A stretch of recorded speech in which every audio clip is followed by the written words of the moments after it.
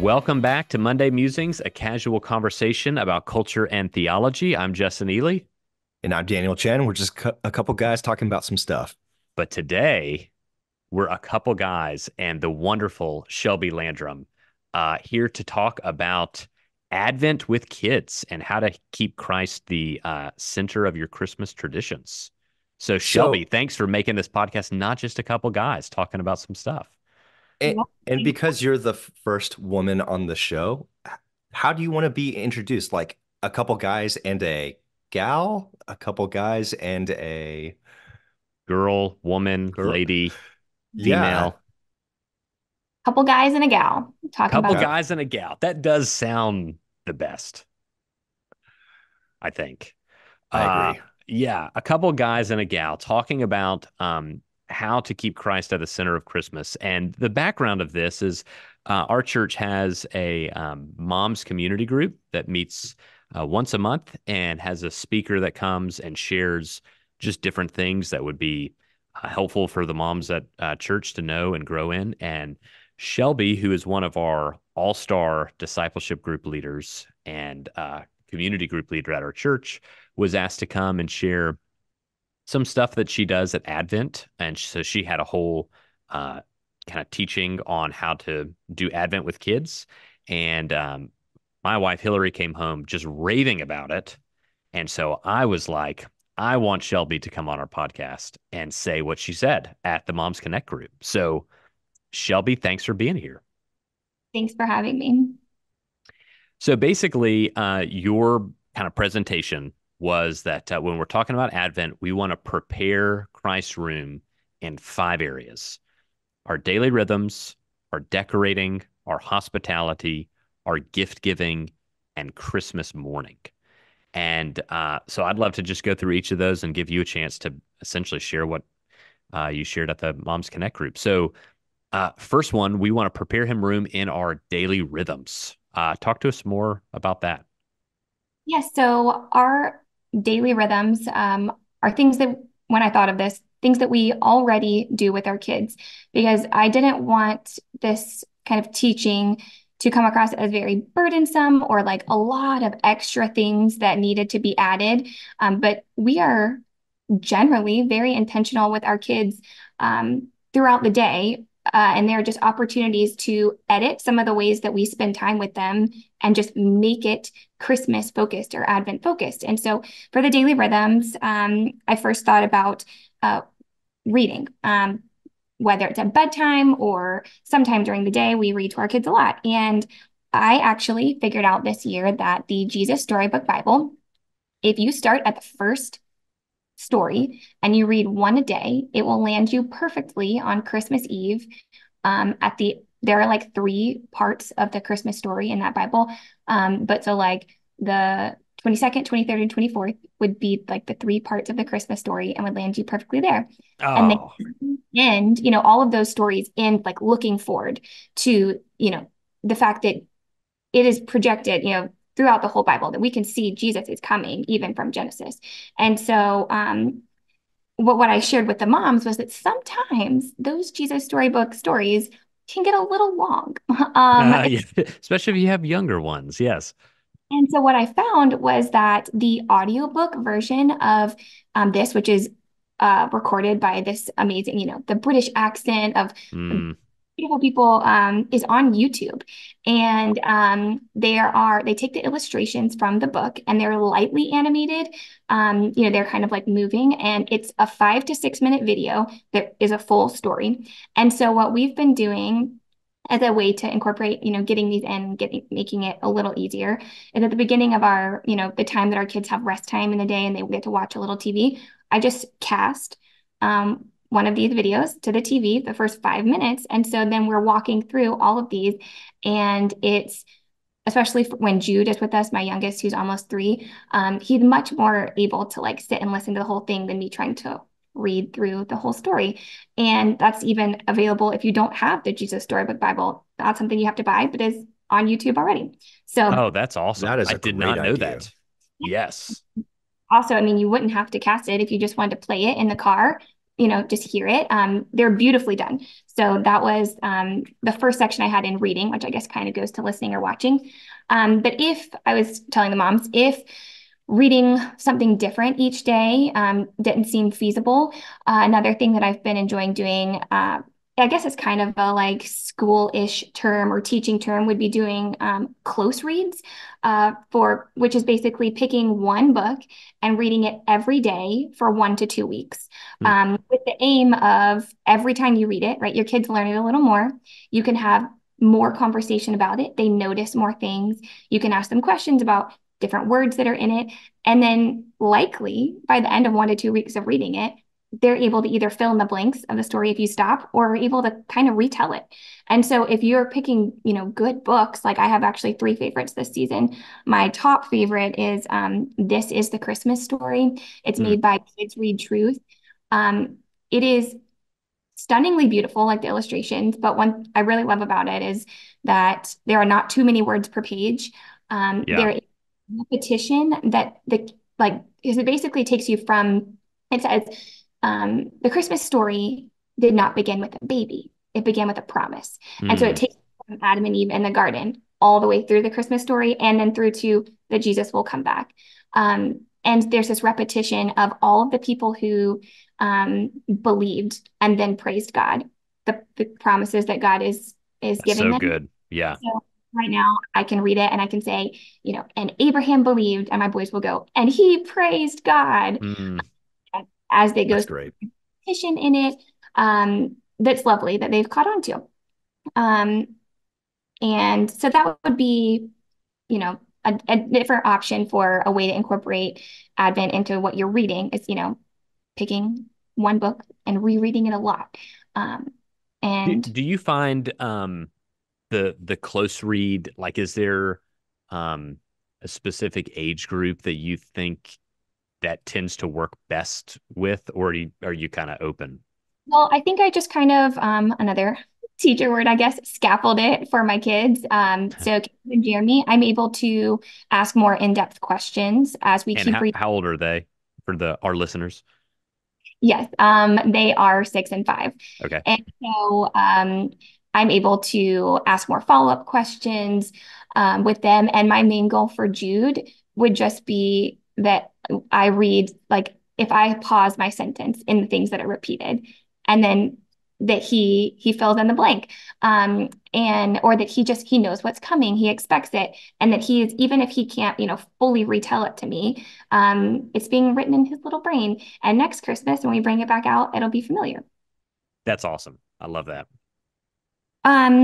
The next part of daily rhythms I included was listening. So whether you're driving your kids to and from school, to and from practice, or you just got music on in the house, which we do a lot of times, there are some great resources for incorporating just focusing on Jesus in the Advent season through our listening. So at the top of I guess, age range, I would say age 5 to 6 plus on this next one, there is a nativity story podcast. It's I'm going to read this description because it's beautiful. So it's an audio dramatization of the birth of Jesus Christ, an epic 5 episode movie for your mind. There's more than 60 actors, original orchestra score, sonic environments designed to carry you away to the Holy Land. Hmm. Um, I even really enjoy it. It's not made just for kids. And so when we've had a couple of places we've gone like a little bit longer in the car, I'd say each of the 5 episodes is probably like 25 to 30 minutes, that we'll put that on. I also have loaded it to, the boys have like an audiobook player. It's called a Yodo player. So I've like loaded it onto that. So they like listen to that some at bedtime.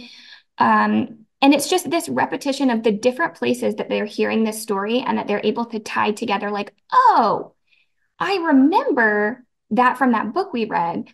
And then just being able to Right. have to talk about it. I love that. Um, Another podcast for kids that I really like, it's called God's Big Story Podcast. It's made by the Village Church, which is Matt Chandler's church. And they do a whole number of topics on the podcast, but they have a 3-part Advent series. I'd say it's probably like good for kids ages 3 and up, probably. It's got like kids' voices on it. They talk in a like it's I guess adults talk in a way that's very easy for kids to understand. Mm. They have a song, a scripture memory, and they just basically talk about what is Advent, why are we celebrating this? If you want to just get them talking about the why of Christmas, I like that one. And then the last part, this is kind of like a close read, but for listening, would be to do like a weekly hymn study. But like every day on the way to school this week, we're going to listen to Oh Holy Night every morning on the way to school, and we'll talk about what the words are, what it means. And so not only are they learning the song, but you're talking about it more. I love your use of like repetition and almost I call it like cross pollination. Like you're getting the same truth and you're trying to hit them from different angles, which is I just love that.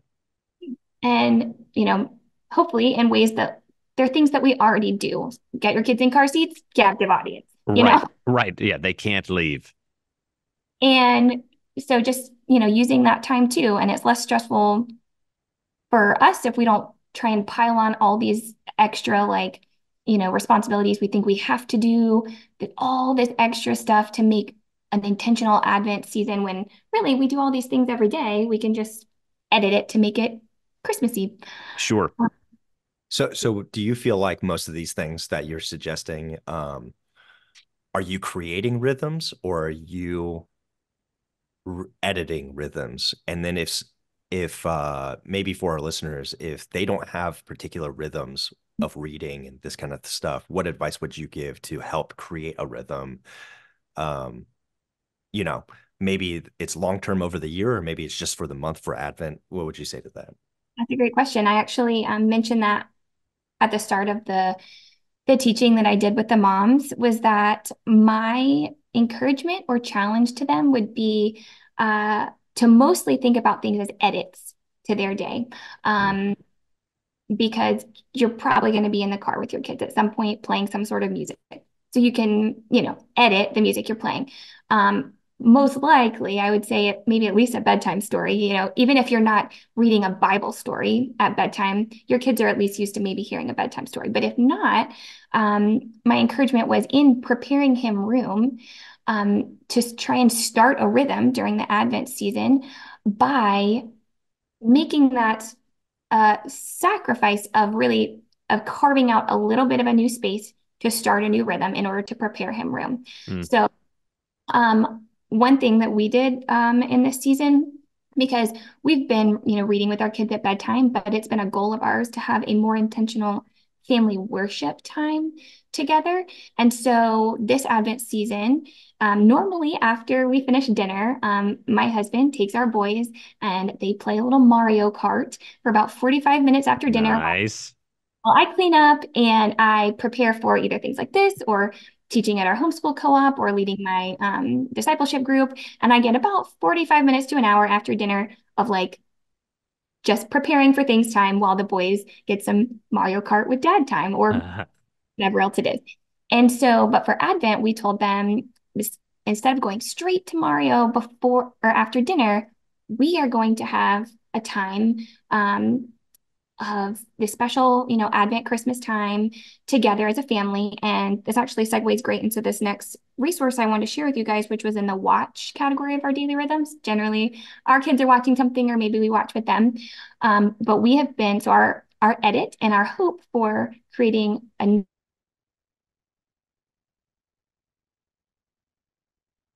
Mario time right after dinner to have this family worship. And we've been using, it's called Shane and Shane created this thing called Worship in the Word Christmas. And we've been able to access it through Right Now Media, which I have through the homeschool co-op that I'm a part of. I know you can get it through other churches as well.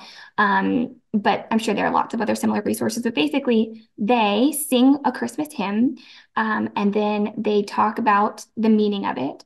There is a teaching, basically, it's like a 10-part series going from basically Genesis to Jesus coming back. And there's a little animation, so it's very kid friendly, continuing to tell the Christmas story. And then it ends with more singing. And so that has been an edit that we've made to try and create this new rhythm. We're hoping that we'll sustain 15-minute time of family worship before we jump into Mario Kart for the evening. So So that's something. So for you guys for the kind of addition slash edit of the pre post dinner pre Mario Kart, very special time. You're doing the Shane and Shane Christmas Yeah. concert. It's yeah, we're watching this it's called Worship in the Word Christmas. Although if you don't have access to Right Now Media, great option is and I don't know how it works, but I can send you the links to these things that I'm referencing. The best Shane and Shane Christmas concert is from 2018 and it is a hidden link on YouTube. Oh, It's sometime during COVID and our boys watched it for, I kid you not, 6 months plus. uh, I've saved the link because if you just search for it, it doesn't come up, but it's like in a playlist somewhere and I have it. And it's, ooh, but so that would be another thing that we're singing together, worship songs with our kids. We're talking about the meaning of what we're singing and ending by praying together and thanking God for sending us the gift of Jesus at Christmas. that's awesome. That's awesome. Okay, so we're preparing That's him great. room first in our daily rhythms. And so we talked about what we read, what we listen to, and what we watch. Second category you listed was in our decorating. And a couple different parts here. One is pretty simple, and it's just a way I think we can help frame our kids' minds to see Christmas with intentionality. And that's just one of the phrases in the book, one of the books that I love. It says that because of sin, the world was dark, but God promised to send light into the dark world. And so when we drive around and look at Christmas lights or we see them, we just point out to our kids, like, wow, look at how bright those lights look in the darkness and how beautiful it is. Like Jesus is the light that came into the darkness. And just to let them see a little bit of an intentionality with a beauty of things that already exist at Christmas, whether or not Yeah, our have that intention of lighting their houses that way or not. But that's just a little thing that we tell them. And you know how beautiful it is to look at a Christmas tree glowing in a dark room. Just the light and the darkness is so beautiful. that's Um, awesome. the main part of that section that I wanted to share was a tradition that I started. That's probably my longest standing tradition. It's probably been about 3 or 4 years. Is that we do something called the Jesse tree. Do you guys do that? I think I heard We Hillary do. say. Yeah, love it. It's great. And so if you don't know what the Jesse tree is, it's basically a way of preparing for Advent by journeying through the stories of Jesus's family tree.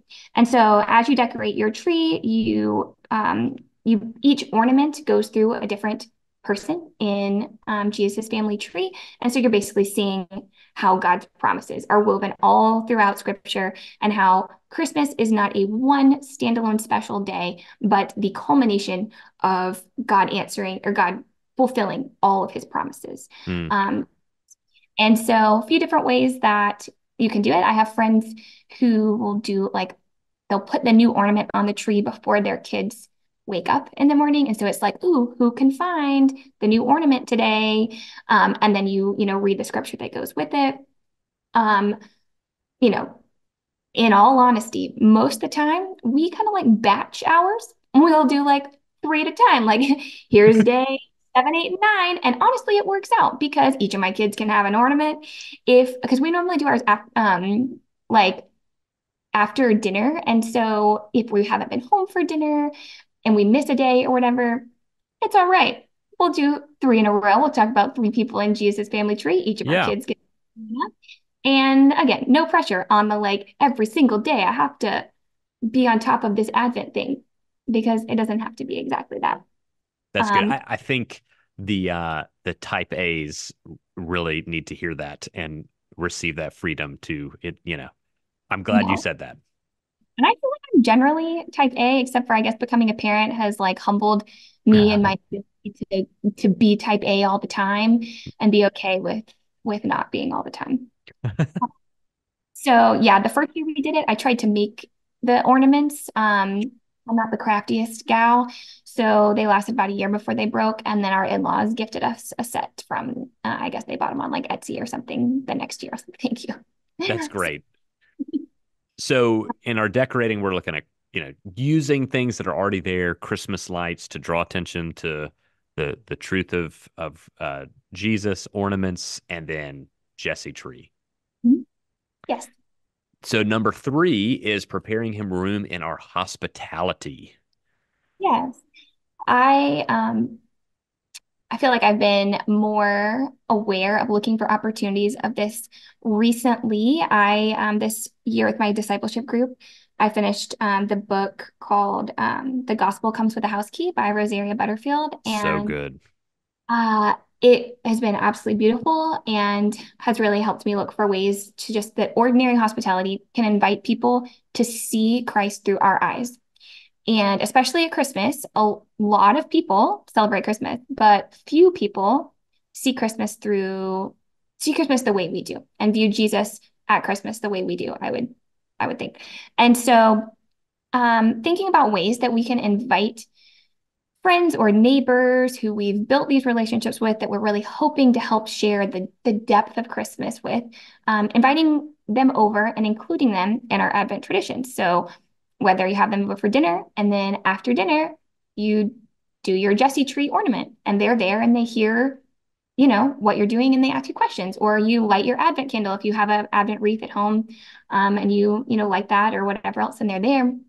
Just finding ways to help people see Christmas through our eyes. I've been thinking about that. Another way would be inviting them to different Christmas things that you're doing. There are a couple of really cool like live nativity experiences around us. I'm sure there are lots of them everywhere. But I'd say people that are like generally pro Christmas would probably be cool with like being Sure. invited and coming to it, even easier than like coming with you to like your church service.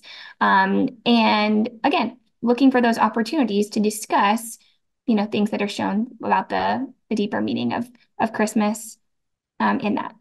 So that I love was love that. Um, okay, so we've got preparing him room in our daily rhythms, our decorating, our hospitality, and then fourth, gift giving.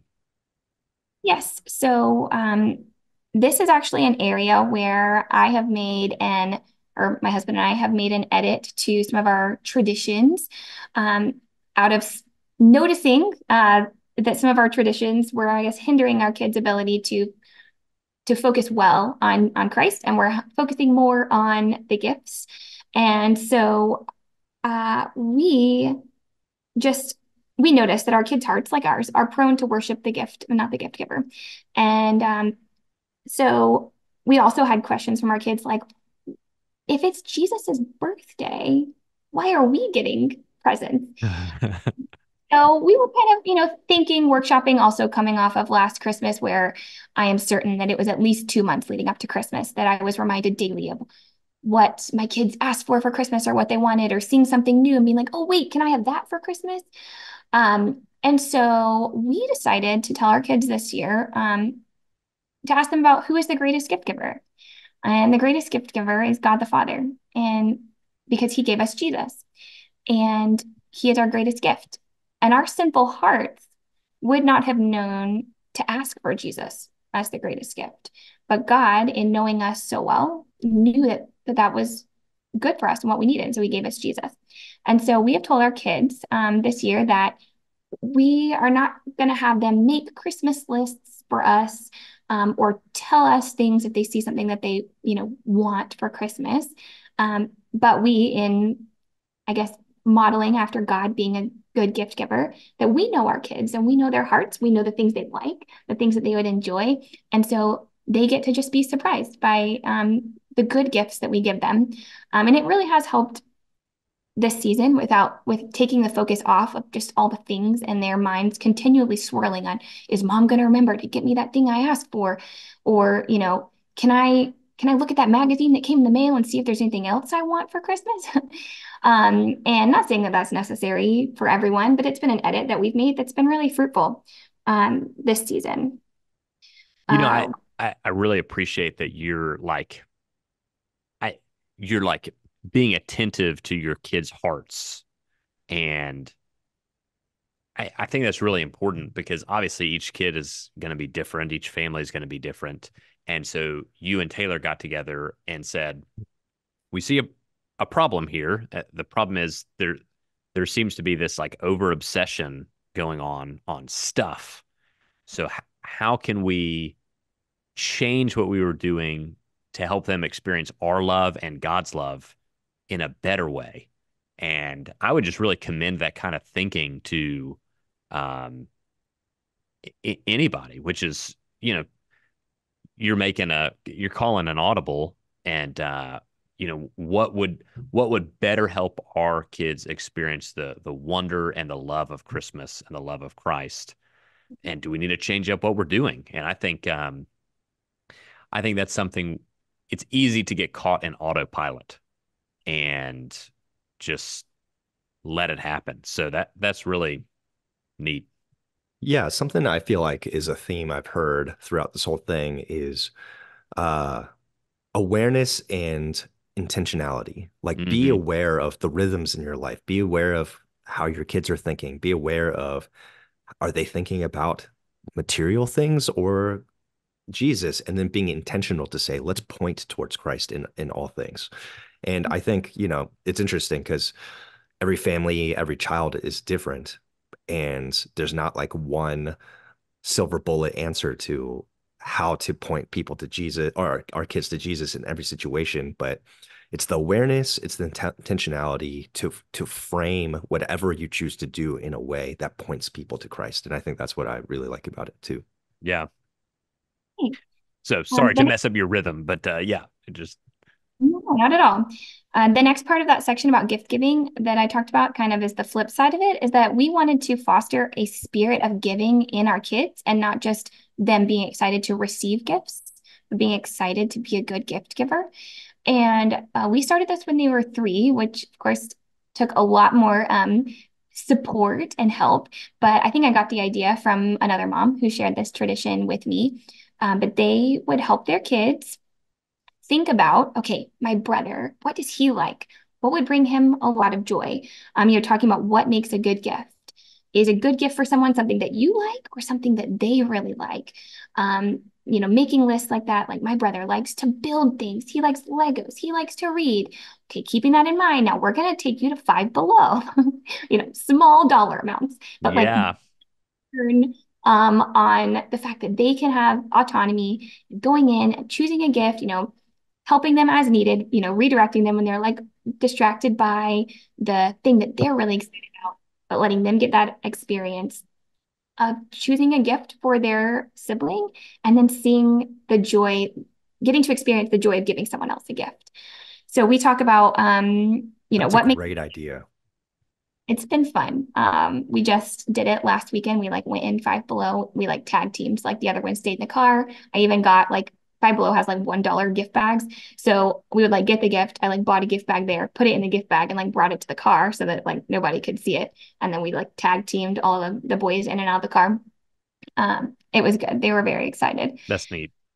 But so again, we remind them though who is the greatest gift giver. We talk about that being God the Father, because then our final like layer of discussion about gift giving is that we prepare them for what they might feel when they open their last gift. And this was also something that another mom shared with me when I think my boys were probably under 2, and she said, don't shy away or don't try and distract your kids from the disappointment that they might feel when they open their last gift, because that is a true like feeling. A gift will not satisfy them forever. Only Jesus will satisfy them forever. And so we try to prepare them for that. We say, will any gift ever satisfy your heart forever? And who is the one that will satisfy your heart forever? How do you think you're going to feel when the last present is opened? If you feel that way, will it be okay? Mm. About that, preparing them for it. And then if it still happens on Christmas morning, which surely many kids still feel that disappointment, but if they've been prepared about how to find comfort in that feeling, then that's another way that we can glorify the Lord and with intentionality in the Advent season and in gift giving. That is so helpful because like I my parents did just such a great job with Christmas, and I felt that like the wonder of Christmas morning is something I still remember. And I still remember the feeling of that last gift. And it was always like, no matter how many gifts there were, it was always like, I've opened, all these gifts in 2.5 seconds and that's it. And now it's 5:30 in the morning and it's all done. Um, so I love the intentionality of that because I do think almost every kid is gonna experience that and helping. It's kind of that Augustine quote, our hearts are restless until they find their rest in thee kind of thing. Just pointing that out and using it to uh, point your kids to Christ. That's so applicable. Yeah, and I feel like that's even applicable to parents. Like I feel like I get a lot of joy in watching my kids open their gifts. And the funny thing about like gifts not satisfying you forever, I'm like, for my 3-year-old, it won't even satisfy him for 2 minutes because his favorite toy is this orange stick. And it's like nothing. It's like a nothing. It's an orange stick. And no matter what gift I give him, he's gonna like open the gift, put it down, and he's gonna pick up that orange stick, and that's his favorite gift. And I feel like it couldn't be disappointing for me to be like, I tried so hard uh to like get this reaction from you, but just a reminder, even in as parents in our own hearts, we can have idols of how our kids react or whatever, and to remind ourselves that really it's in the joy in the Lord, which actually satisfies us and not even in how good a gift giver or whatever. So I think it works from both sides too. For sure. That Yeah, that's a great point too, because yes, I have also experienced the parental version of that. I'm like, really? Spend all that money and we're done? I'm like, I Yeah. could have just bought you 4 cardboard boxes and called it a year. Yeah, great points. Which leads us to kind of your last prepare him room on Christmas morning.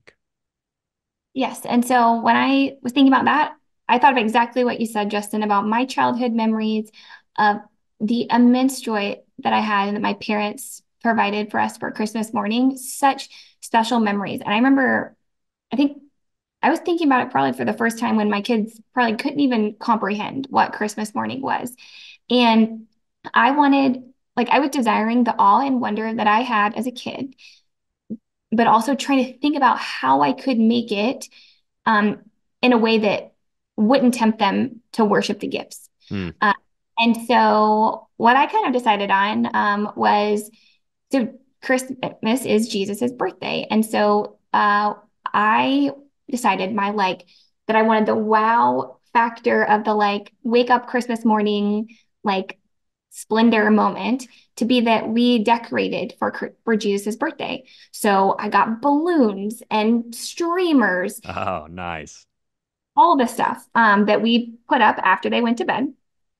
Um, and that would be something memorable of like, how is it going to be decorated for Jesus's birthday?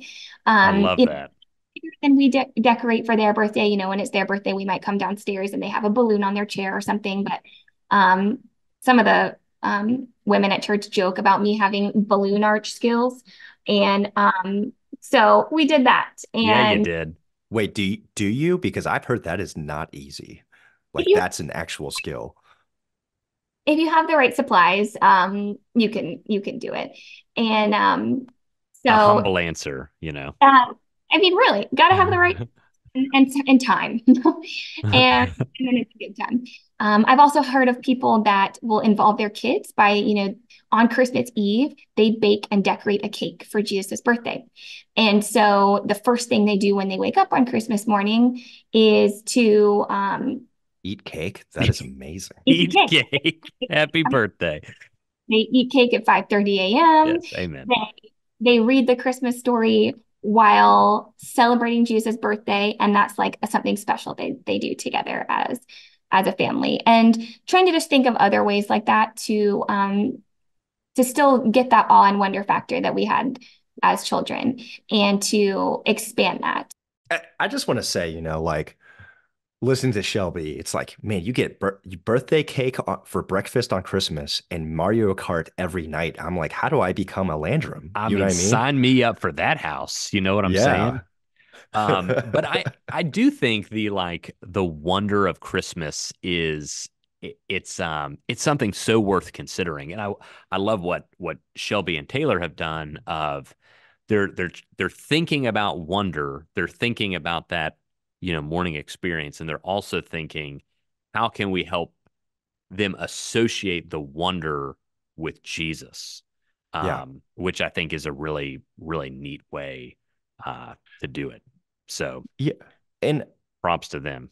and I think this is what reminds me of is implementing these things during the Christmas season is a great way to start a rhythm for you to implement thinking about how to point your children to Christ in all of the year, Yeah, right? Because I think it would be I think it's amazing to do it during the Christmas season to to be aware and to be intentional and to point your kids to Christ during the Christmas season. But there's still 11 more months out of the year that everyone needs Jesus. You know what I mean? absolutely. And and I would encourage you as you guys think about this is okay, what are my normal rhythms, not just in December, but in January, February, March, April? And what are some of these things that we can do to celebrate Jesus, to celebrate what he's done, to point our kids to Jesus uh, throughout the whole year as well? Yeah, that's well said. Well said. Yeah. Yeah, I just think it's really great thoughts on Christmas. So Shelby, thank you so much for all of your wisdom. I'm glad I was able to share it because I would not have any of it to share if other moms had not shared with me when I was first a new mom and didn't really have any ideas about how to be intentional in the Advent season.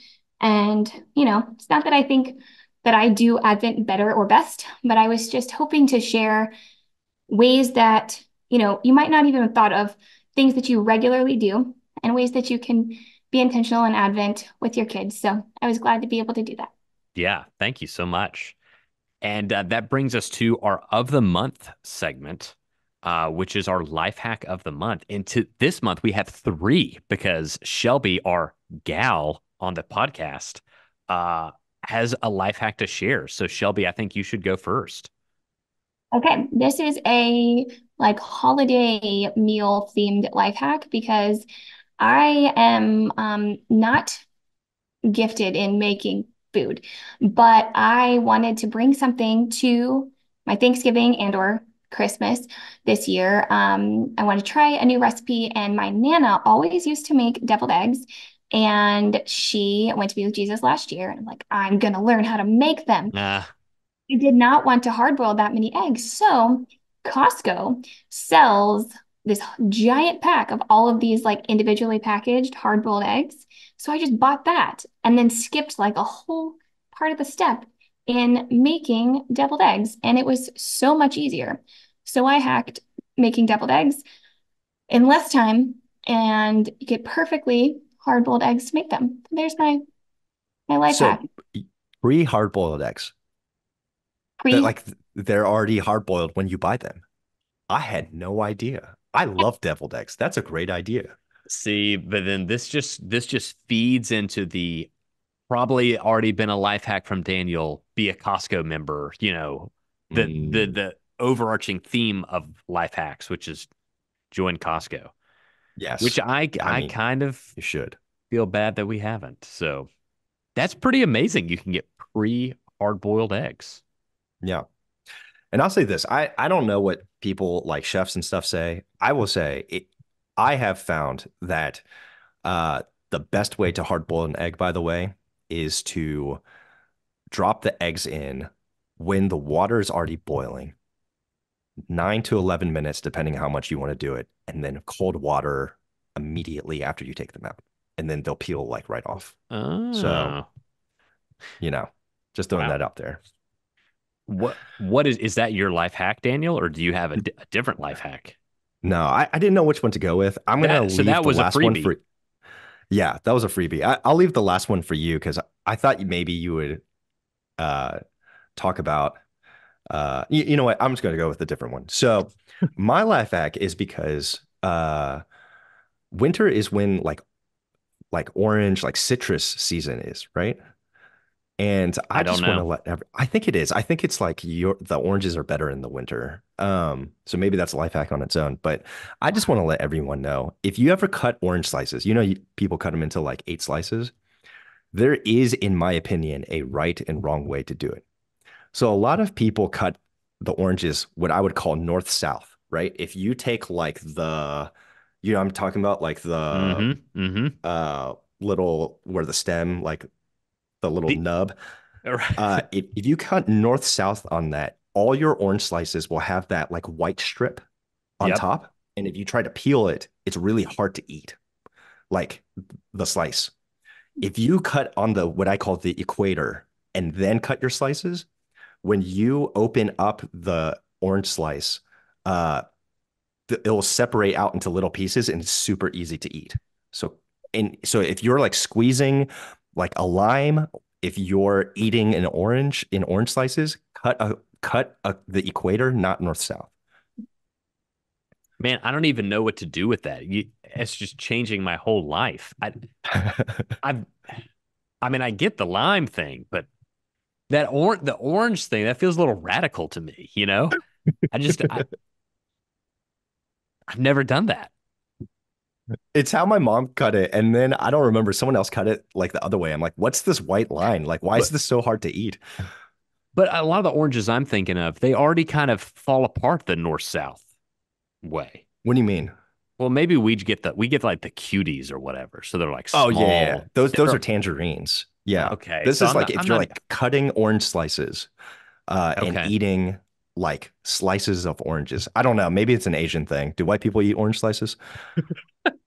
Or do white people just like peel the orange before you eat it? I don't know. What do you do, Shelby? Well, I think our experience would also more so be with cuties, which I think are, yeah, clementines or something. Yeah, I was imagining instead of like starting with an orange and cutting it before you peel it, and that's what you're talking about. That's what I'm talking about. Yes. Yeah. right. But even if you're like cutting a lime, you should cut it this way. Yeah, for It's sure. easier to squeeze. I'd agree Yeah. with that. I'm on board with that.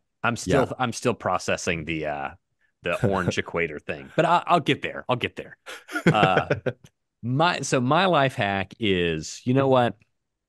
You should go to a church that have women in your church like Shelby Landrum. That's my life hack of the Mm. month. Shelby, you have just blessed. My wife is one of them, but so many women in our church, and you're a real gift. So thank you for being that gift to our church and the church at large, and the women in the church. And thank you for being a part of this podcast. Thank you for that encouragement. That's very kind. And I was so glad to get to join you guys today. Sorry that, Mickey's Once Upon a Christmas ended 5 minutes early. Well, if we didn't have internet problems, it wouldn't have happened, you know. So this is our last Monday musings of 2023. And, I know that makes people really sad. 2024, being a presidential election year is probably going to be a slow year for us. So probably not going to be much to talk about. So, just expect no current events talked about in 2024 and just a lot of slowness. So, I can't imagine anything dramatic really going on in our world that will be worth talking about. So, with that, Merry Christmas, Happy New Year, and we will talk to you in 2024.